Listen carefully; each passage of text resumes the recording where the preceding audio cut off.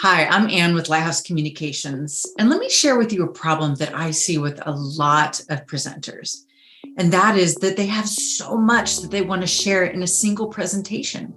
So they end up with slide after slide after slide. And guess what? That's not interesting to the audience. And it makes it really hard for you as the presenter to remember and to keep the audience's attention. Our solution is structure. And in this video, I want to share with you 3 simple structures that you can use to organize your next presentation. The first structure is called the rule of 3s. So what you're going to do is look at all the points you want to make, and then you choose the top 3, the most interesting 3 points. Then you're going to hook your audience in the beginning with an interesting opener. You're going to share your 3 ideas, put the most interesting one first, and then you're going to wrap it up. That's it. Intro, 3 points, conclusion. The second structure is called problem, solution, benefit. You hook your audience at the beginning with a description of what's not working, what's frustrating, what's painful. And then once you describe to them what's not working, they'll be interested in the solution. And this is going to be the body of your presentation, talking about the various aspects of the solution. And then if you have the results already, you share those or talk about what you expect the results to be. By the way, I'm using problem, solution, benefit right now in this video. The final structure I want to share is called past, present, future. It's sort of like problem, solution, benefit, but more focused on changes over time.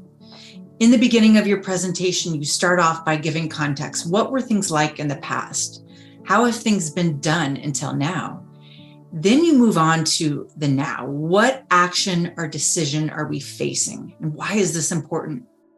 And then in the conclusion, you talk about the future. You can paint a picture of a rosy future if we make this change, or you can hint at a dark future if we don't.